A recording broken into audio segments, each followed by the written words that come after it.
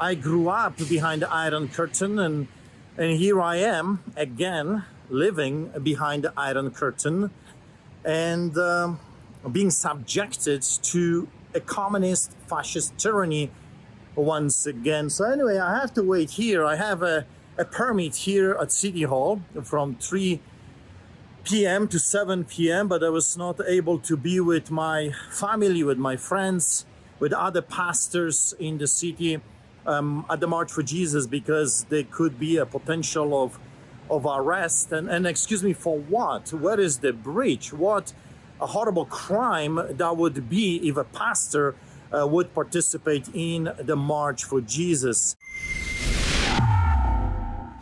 Pastor Artur Pawlowski was prevented from participating in the March for Jesus in Calgary this weekend after 13 years. Every year in cities all across the country, thousands of Christians take to the streets in the March for Jesus. And every year for the past 13 years, renegade Calgary pastor Artur Pawlowski has been in the march with his family and his congregation from Street Church. But this year, he was advised by police that he could not participate. You see, Art's got some troubles with some bad laws. Now, for those of you who are regular viewers of Rebel News, you already know all about this.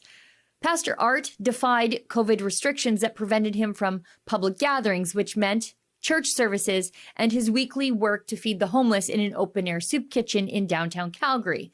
Those things were deemed illegal under COVID restrictions.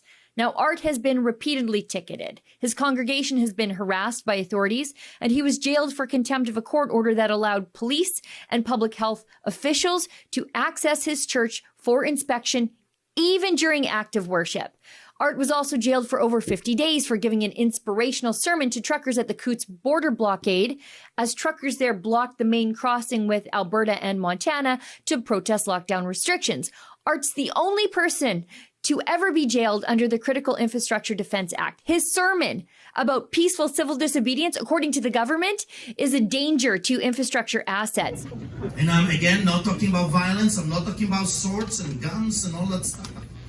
You've got the most powerful wings ever. Now, to learn more about Art's battle with the government and to support his legal fees, please consider making a tax-deductible donation to saveartur.com. And now this weekend, Art was prevented from marching through the streets of Calgary with his fellow Christians, with his congregation, and with his family. Hear it from Art.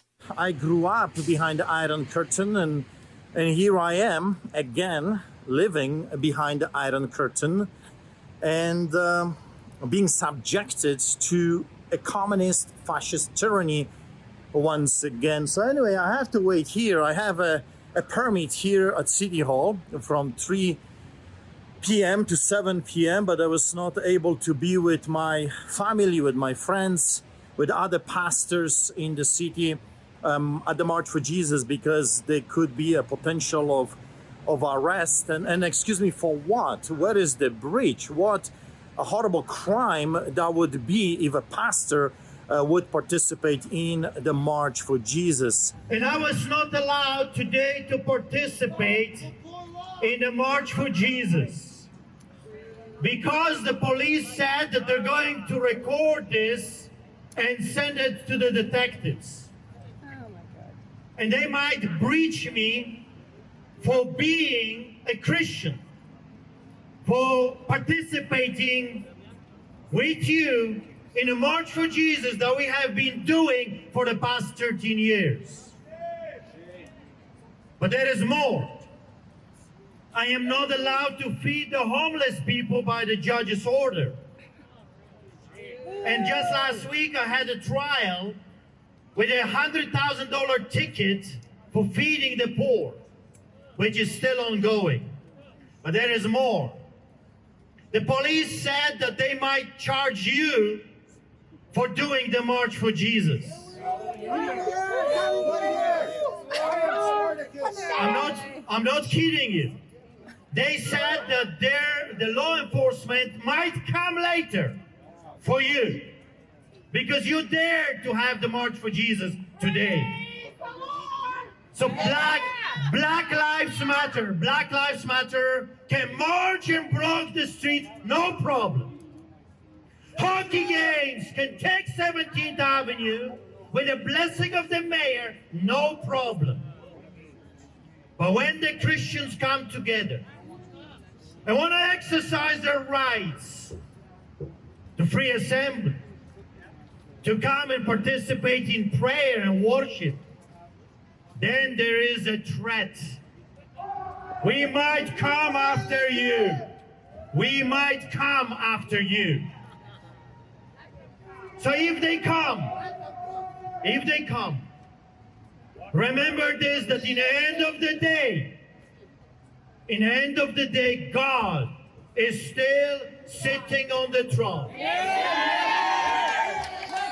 And no matter what the villains do, every single one of them will be one day accountable for what they have done to me. Today, the city of Calgary and Jason Kenney, that snake, robbed me from being able to march with you. And yet, Kenney claims to be a Christian. He goes to Catholic Church, and he lifts his dirty hands of corruption to a holy God, and he thinks that he will escape justice. Well, here today I am to remind you that every man will one day face the judge of judges, a judge that does not take any bribes. And one day, you and me and them, we all going to be accountable for every word and every action. So Canada, we are living behind the Iron Curtain again. And they're not stopping. Wow, another day, another sad day. I mean, it's beautiful for us Christians, it's March for Jesus, but it's another sad day because the authorities again threatened Christians with law enforcement. For what? For doing a March for Jesus peacefully. Black Lives Matter can march with thousands of people, no problem. Hockey game, no problem.